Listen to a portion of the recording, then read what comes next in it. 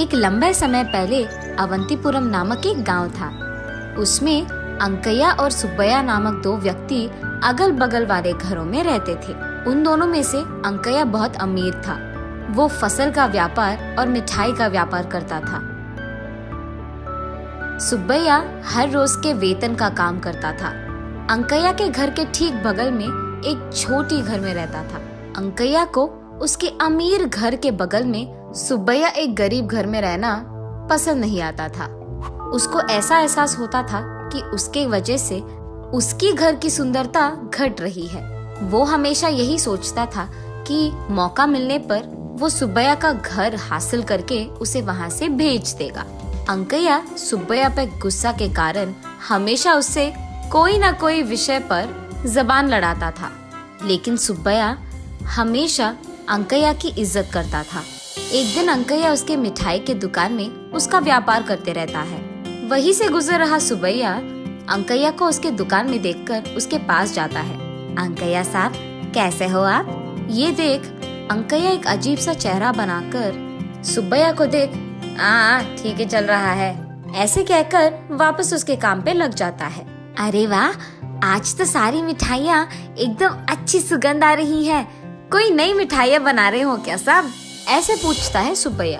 और सुब्बैया को हमेशा तंग करने के बारे में सोचने वाला अंकैया ऐसे कहता है, ठीक है, पैसे देकर निकलो यहाँ से। पैसे? पैसे क्यों साहब? क्या क्यों? अब तक मेरे दुकान में बैठकर सारे मिठाइयों का सुगंध सूंघ लिया तुमने, उसके पैसे। हाँ क्या? सूंघने के पैसे भी देने पड़ेंगे? ये कहा कि नाइंसाफी है साहब। इंसाफ नाइंसाफी के बारे में बात मत करो, पहले पैसे देकर यहाँ से निकलो, ऐसे कहता है अंकैया। और क्योंकि सुब्बैया उसके बातों के व्यतिरेक नहीं बात कर पाया, वो चुपचाप पैसे देकर वहाँ से चले जाता है। और दूसरी तरफ अंकैया अपनी चालाकी पे खुश होकर ऐसे सोचता है, आज तो इसको बड़ा अच्छा बकरा बनाया मैंने। ऐसे अपने आप में खुश होते रहता है। कुछ दिन बाद एक दिन अवंतीपुरम पूरा ऊंची तापमान से जल रहा था और अंकैया उसके बंगला के बाहर बरामदे में ठंडी हवा के लिए इधर उधर चलते रहता है।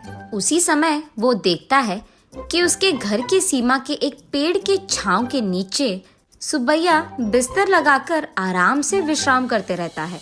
उसके पेड़ के नीचे सुब्बैया को आराम से सोते हुए देख अंकैया को बिल्कुल पसंद नहीं आता है। क्रोध में वो सुब्बैया के पास जाकर ऐसे कहता है, अरे सुब्बैया। उसकी आवाज सुनकर सुब्बैया अचानक उठ जाता है। उसे देख उसको नमस्कार करता है। साहब, क्या हुआ साहब? निकालो पैसे, निकालो। मुझे पूछे बिना मेरे ही पेड़ के नीचे तुम विश्राम कर रहे हो? तुम्हारी इतनी हिम्मत? दो पैसे, जल्दी दो मुझे। क्या? पेड़ के नीचे सोने के लिए भी पैसे देने पड़ेंगे अब? ये कहा कि नाइंसाफी है साहब। मेरे पेड़ के नीचे सोकर मेरे पेड़ की हवा लेकर मेरे खिलाफ बात कर रहे हो?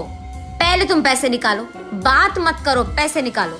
और क्योंकि सुब्बैया उनके व्यतिरेक बात नहीं कर पाया, उन्हें कुछ कह नहीं पाया, वो चुपचाप उसके पास बचे कुछ पैसे देकर इसे तो मैं भगा कर ही रखूंगा, ये फैसला करके अंकैया वहाँ से चले जाता है। एक दिन अंकैया अपने फसल की दुकान में काम करते रहता है। वहाँ एक कौवा आकर उसके फसल को खाने लगती है। उस कौवे को देख अंकैया उसे वहाँ से भगा देता है। वो कौवा वहाँ से उड़ते उड़ते दुकान के बगल में मौजूद पेड़ पे उसके घोंसले के अंदर चले जाता है। इतने में सुब्बैया अपने पैसों के लिए अंकैया के दुकान को जाता है। ठीक तभी कौवा उसके घोंसले के बाहर आकर सुब्बैया के ऊपर से उड़ता है। उतने में कौवे के पैर पे मौजूद सोने का हार सुब्बैया पे गिरता है। ये देखते ही अंकैया तुरंत सुब्बैया के पास जाकर, वो मेरा सोने का हार है, दे दो मुझे। ये क्या साहब, आपके आंखों के सामने ये कौवे ने सोने का हार मुझ पर गिराया, तो ये मेरा होगा ना। इस बार सुब्बैया फैसला करता है कि वो ये सोने का हार अंकैया को नहीं देगा। वो कौवा अभी अभी मेरे दुकान में फसल खा के गया है, इसीलिए वो मेरा है। ऐसे वो दोनों लड़ने लग जाते हैं। उन दोनों को लड़ते देख गांव का सरपंच वहां आकर पूछते हैं कि हुआ क्या। जब सरपंच को बात पता चलता है, उनको अंकैया का लालच समझ आता है। इंसाफ तो यही है कि ये हार सुब्बैया को मिलना चाहिए। ऐसे कैसे होगा? उस कौवे ने मेरे दुकान का फसल खाया है, उसे मेरा एहसान चुकाना होगा और इसीलिए वो सोने का हार भी मेरा है। अच्छा, वो फसल किसका है? वो मेरा है साहब। कल ही मैंने वो सब अंकैया को बेच दिया है। उन्होंने तो अब तक उसके पैसे भी नहीं दिए।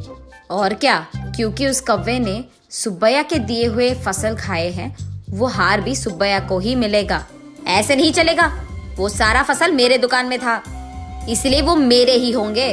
तब सरपंच सोचता है कि अंकैया को सबक सिखाना पड़ेगा। ठीक है, वो हार तुम्हें ही मिलेगा, लेकिन उससे पहले सुब्बैया को जो पैसे तुम्हें लौटाने थे वो दे दो। ये सुनकर अंकैया अंदर ही अंदर बहुत खुश हो जाता है। इतना ही है ना, अभी दे दूंगा। वो सुब्बैया को उसके पैसे दे देता है और क्योंकि सरपंच के बातों को वो ठुकरा नहीं पाया, सुब्बैया वो पैसे लेकर अंकैया को वो हार देने ही वाला था कि सरपंच कहता है, रुको सुब्बैया रुको। ऐसे कहकर अंकैया से, हाँ अंकैया, आधे पैसे दे रहे हो, पूरा तो दे दो। अरे मैंने देखकर ही दिया सरपंच साहब, उसके फसल के इतने ही पैसे हैं। ऐसे कैसे होगा? उसके पैसे दिए बिना उसके फसल को एक पूरा दिन तुमने अपने दुकान में रखा है, अब उसका किराया भी तो देना पड़ेगा। ऐसे कहता है सरपंच। सरपंच की बातें सुनकर वो ऐसे सोचता है, हाँ ठीक है, अब सोने का हार तो मेरा ही होगा ना। ठीक है, मैं बाकी पैसे भी लौटा दूंगा। फसल के सारे पैसे फिर से चुकाता है अंकैया। यहाँ सुब्बैया खुश होता है कि सरपंच ने उसका इंसाफ किया है और वो सोने का हार वो अंकैया को देने ही वाला था कि सरपंच फिर से, रुको सुब्बैया रुको, अंकैया की ओर देखते हुए, अंकैया, सुब्बैया के फसल यहाँ रहने के कारण ही ना वो कौवा यहाँ आकर फसल खाया और इसी तरफ जाते जाते उसने उस हार को सुब्बैया पे गिरा दिया, इसीलिए इसके कारण तुम्हें और कुछ पैसे सुब्बैया को देना होगा। अब तक मैंने उसको ऑलरेडी दुगने पैसे दिए हैं, ये तो बहुत नाइंसाफ है। अच्छा, अगर एक कौवा तुम्हारे दुकान में फसल खाने के कारण वो हार तुम्हारे हासिल होना इंसाफ ही है, तो ये भी इंसाफ है। एक सोने के हार के सामने ये सारी तो छोटी चीजें हैं। ये सोचकर अंकैया कहता है, थोड़ा और पैसे सुब्बैया को देता है। खुशी से वो सारा पैसे लेकर सुब्बैया सरपंच की शुक्रिया अदा करके वो सोने का हार अंकैया को देकर दोनों अपने अपने रास्ते चले जाते हैं। अगले दिन सुबह पुलिस अंकैया के दुकान आकर, तुमको जो सोने का हार कल मिला है वो हमारे गांव के जमींदार की बीवी का है, इसलिए उसे हमें वापस कर दो, ऐसे पूछते हैं। ये सुनकर अंकैया कहता है, जाओ साहब, वो मेरा हार है, वो मैं बहुत पैसे देकर खरीदा हूँ, ऐसे कहता है। तब पुलिस, हमारे पास इसके सबूत है, आपका ऐसे झूठ कहना बहुत नाइंसाफ है। ये कहकर अंकैया को बेड़ियां लगाकर वहां से पुलिस स्टेशन ले जाते हैं। तो इस कहानी का नैतिक क्या है? अंकैया के लालच के कारण उसके पैसे भी गए और हार भी, उसका इज्जत भी गया। जेल जाकर उसे जेल में रहना पड़ गया। आशा एक आदमी को जितना ऊपर लेता है, लालच उतना ही उसे नीचे गिराता है।